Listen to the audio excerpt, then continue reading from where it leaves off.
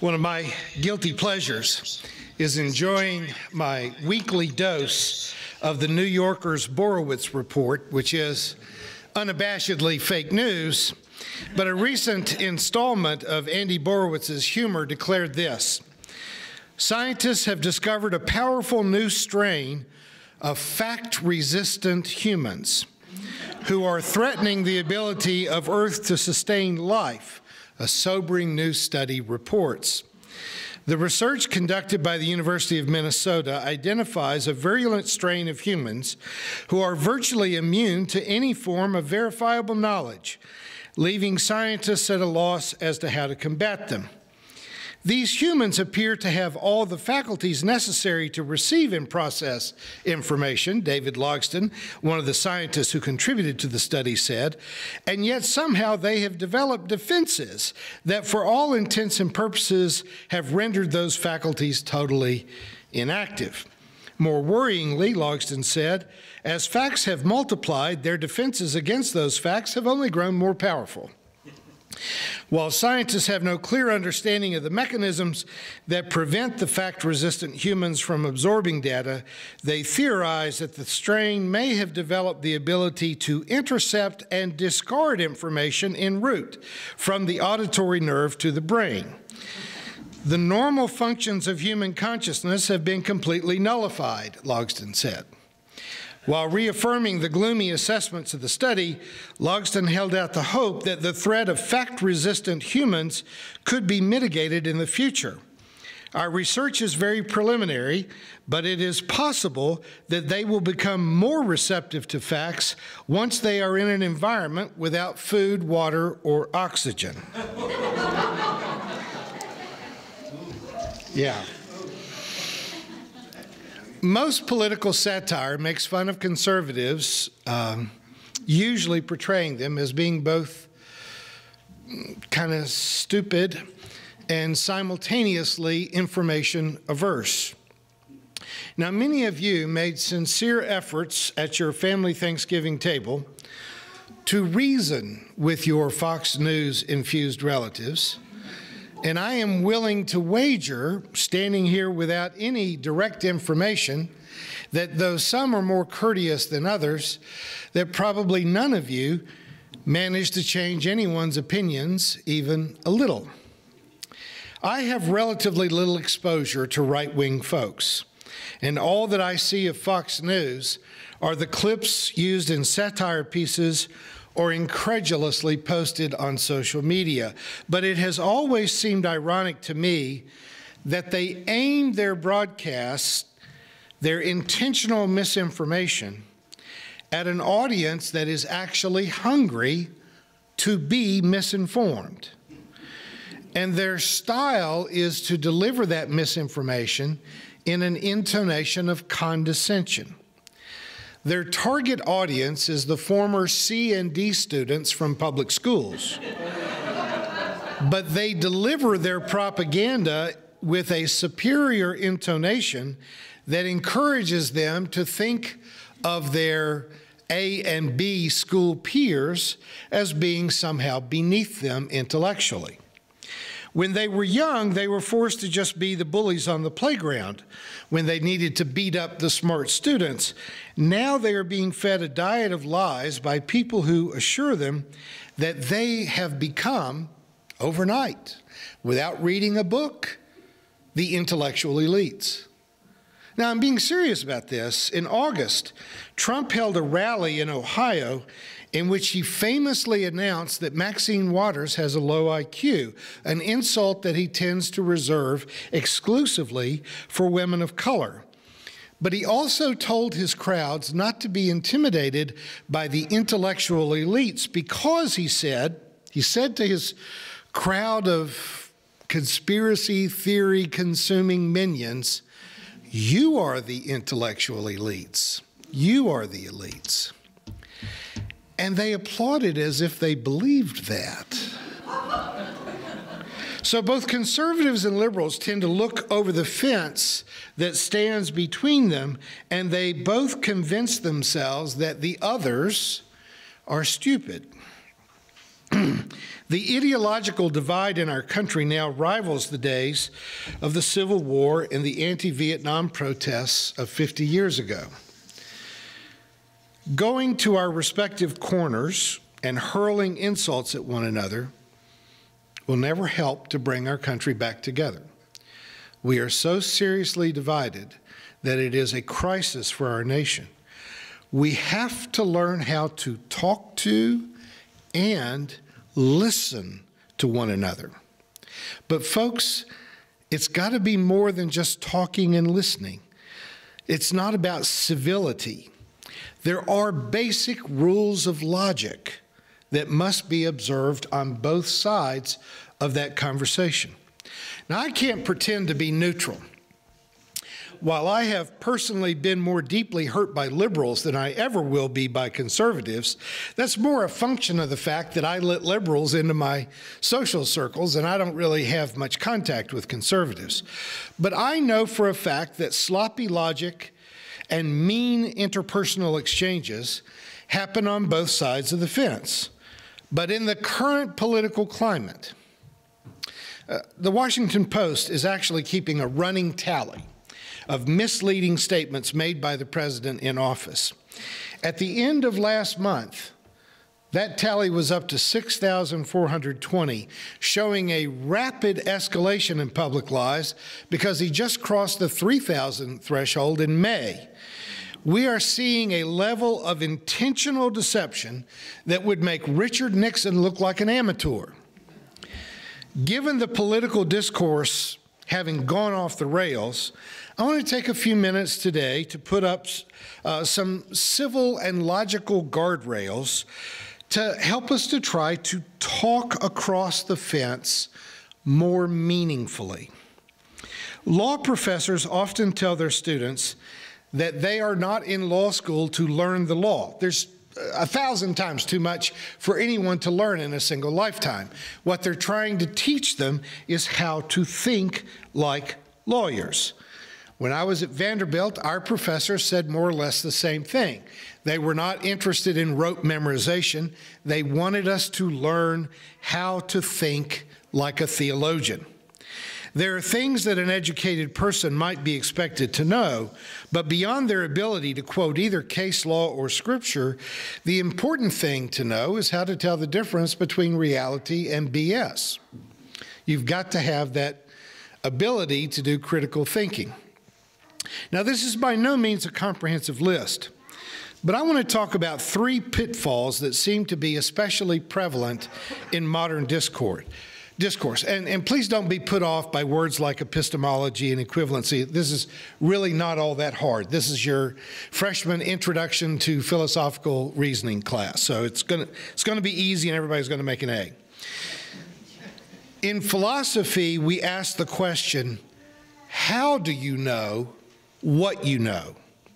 That's what epistemology is. Do you know things just because you know them? Are they revealed to you somehow so that you simply know?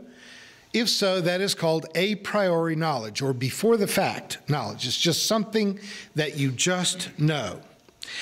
We have recently talked about the fact that one of our local pastors has advised members of his megachurch not to take yoga classes because if they do, they might become demon-possessed.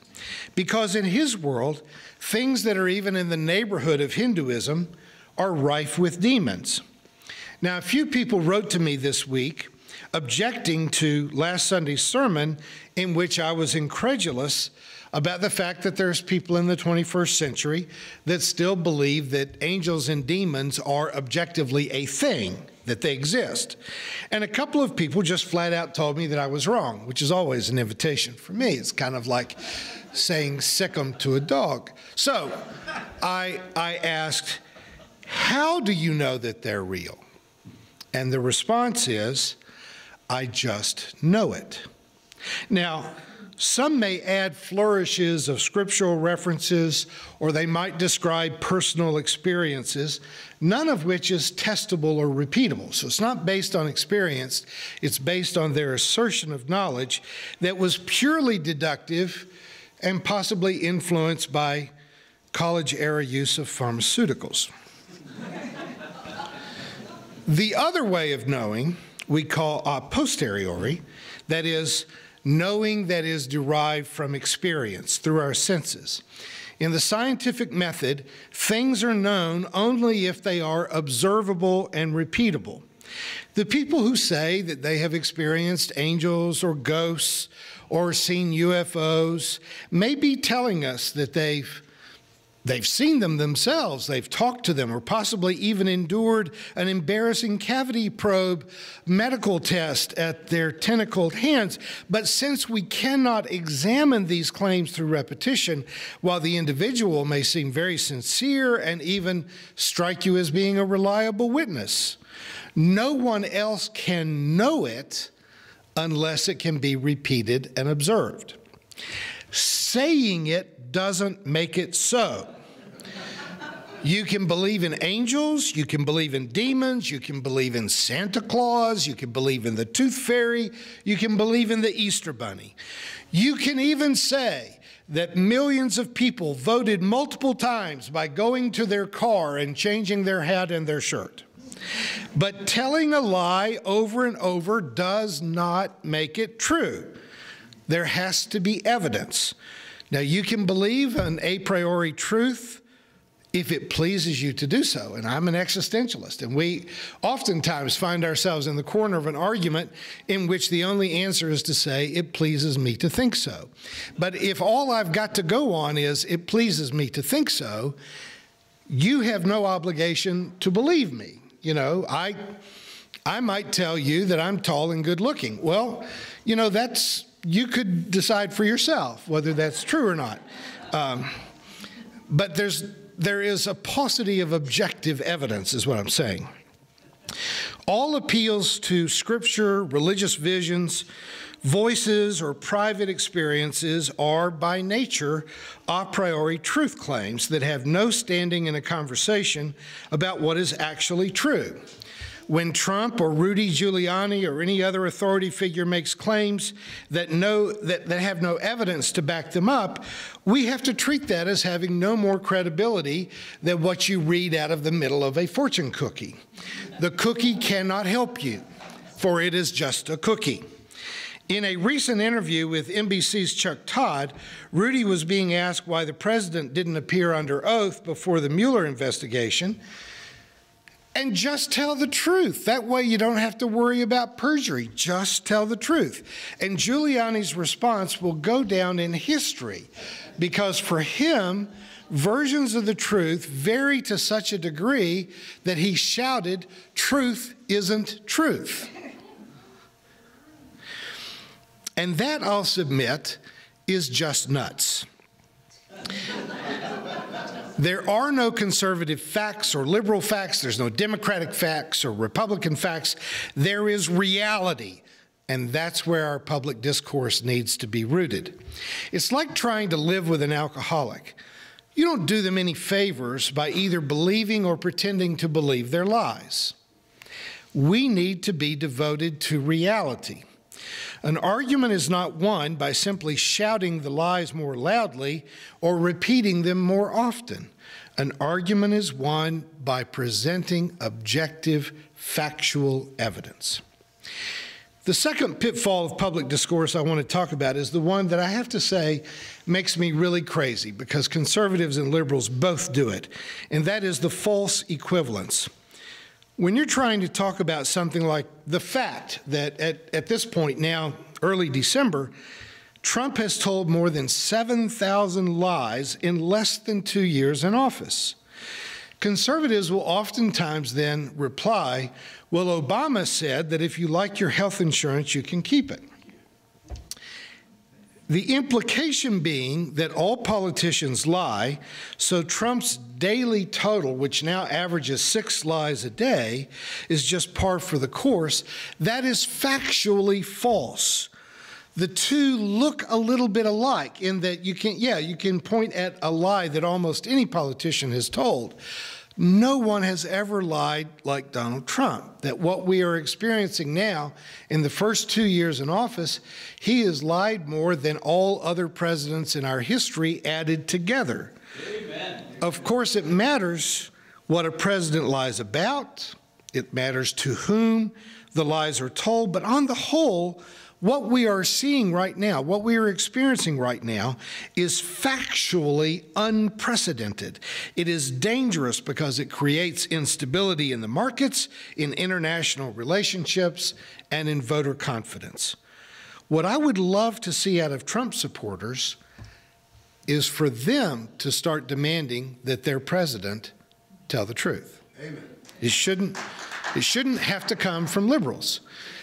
His supporters should have an expectation of character out of their president. Now, he's a salesman, I might say a con man, so there's going to be some exaggeration and overselling. But if you say, for example, we're going to protect your insurance coverage of pre-existing conditions, while you are doing everything you can to take away insurance coverage of pre-existing conditions, then there's going to be a casualty count. That's a lie that could end up killing 70 or 80,000 people a year. That's serious, and that should not be waved off. But the use of false equivalency is not typically intended to actually win an argument. It is intended to stop the conversation. Public outrage over the child separation policy at the Mexican border and the more recent use of tear gas on homeless families who were gathered by the fence, literally still in Mexico, but having tear gas shot at them, has elicited claims on Fox News that President Obama did the same thing. Now, here's the real danger of a false equivalence. There is something similar, some apparent equality, because Obama had a very tough immigration policy. He deported more illegal immigrants than any other president before him. And there were times when families were separated at the border because if the parents have to go to jail, we don't send kids to jail. So there was some separation. But here's where the similarity ends. Obama never ordered active duty troops to the border. Obama never authorized the use of lethal force. Obama never used child separation to dissuade people from applying for asylum.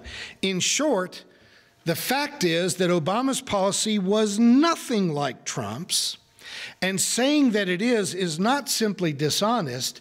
It is an attempt at saying that what Trump is doing is not wrong. Now, again, basic honesty and decency demands that both conservatives and liberals push back on any administration that puts children into cages and uses chemical weapons against children. This is too wrong to leave room for dismissal on the basis of a partisan battle. This is not a Republican or a Democratic morality. You can disagree about the solutions to illegal immigration, but you cannot rationally disagree about traumatizing children. Once you favor this kind of child abuse, you have, in my opinion, forfeited your right to be a part of the conversation. You're either too stupid or too mean to get to talk. What were you saying, Andrew? Amen. Thanks. God, I feel so lonely today. The third and last sin of public discourse I want to talk about is commonly called what-about-ism. Wikipedia says that that's a variant of the Latin-named logical fallacy tu quoque, which basically translates into "you're a hypocrite," which is similar to the equally familiar Latin-named fallacy ad hominem, which is to try to dismiss an argument by attacking the character of the person who presents the argument. Again, this is not winning an argument. This is bringing the conversation to a halt, literally by changing the subject or through distraction. We see this a lot lately when President Trump is asked about his campaign's fairly well-documented collusion with the Russian government during the election. And he responds by insisting that the Justice Department should be looking into Hillary Clinton's emails or investigating Benghazi again. He is screaming, basically, "I'm not guilty, they're guilty." He recently raised the ante on this argument by tweeting out this picture. that not only shows several of his Democratic predecessors and rivals behind bars, but there are at least 3 Republicans featured in this image, to include James Comey and Robert Mueller, the former directors of the FBI, and a current member of Trump's own administration, Deputy Attorney General Ron Rosenstein. This is not just shocking behavior for a sitting American president, but it is, I have to say this, remarkably stupid. But he isn't actually trying to make a case against these people. He's just saying, what about Comey? What about Clinton? What about Huma Abedin? All in an attempt to get people to talk about something other than his crimes, which, in my view, that list certainly includes treason. Trump has complained about the media always reporting negatively about him. He's even recently suggested that he would like to create a national media outlet that would report glowingly on his administration. We've already got one, right? I don't know why we would need another one. What I'm suggesting today is that we really must look at both sides of this coin. If the president wants the media to stop talking about his lies, he's got an option. Stop lying. All you got to do is stop lying. I visited a woman in the Marion Center several years ago who had gotten herself there through multiple threats of suicide and murder and what have you. And she said, you know, Roger, I've learned something from all of this. If you don't want people to treat you like you're crazy, you need to not act crazy. I've never seen that published anywhere, but I think it ought to be. Then, if he stops lying and the media accuses him of lying, then they really have become fake news. But we can't hold the media to be responsible for fact-checking the President of the United States, who has obviously become the liar in chief. At this point, what would you believe that he said? If he said something that was absolutely true, you wouldn't believe him because he has lied so much. But even more, I'm begging conservatives and liberals to unite in honest and open conversation because we really can find common ground. Because of our polarization, liberals constantly talk about how much they despise Trump, and Trump supporters feel the need to constantly defend him and trumpet what they believe are his accomplishments. That conversation is a non-starter. That's never going to go anywhere. I would ask Trump supporters, wouldn't you like Donald Trump more if he stopped lying? Wouldn't you like Trump better if he didn't collude with foreign enemies to undermine our democracy? Wouldn't you like your president more if he did not degrade our military by forcing them to abuse children? Even my best friends and most devoted supporters have every reason to ignore any political prediction that I ever make because I have been mostly wrong for 20 years. But at the risk of degrading my prognostication reputation even further, I will offer this. I do not believe that Donald Trump will finish his first term in office. I believe, right here, that he will be impeached. But I do not believe that this should be the end of a two-party system or the end of democracy as we have known it. Democrats actually need a strong Republican Party, just as reasonable Republicans recognize that they need a strong Democratic Party. I wish there were 4 or 5 parties, but we can't have one. We have to have at least 2 successful parties. I am proposing that we try hard to meet on common ground, and that common ground could be something as basic as a desire for good government, a desire for an honest, character-building government, the common ground of honesty, intelligence, and integrity. We will not always agree on how to manage our nation, but we should be able to agree on being good people, right? We should be the kind of people who can together create a great nation. America is not a great nation right now. It used to be a lot better. It's never been as great as we have told ourselves there was. But if we allow ourselves to fall into a permanent state of partisan bickering that threatens our future and has made us an international pariah, then we are destroying our own country. We can do better. And because we can do better, we must do better.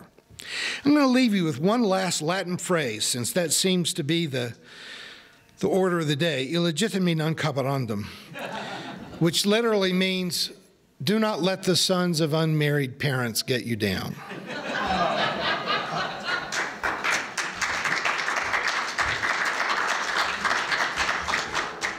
Thank you for watching our videos.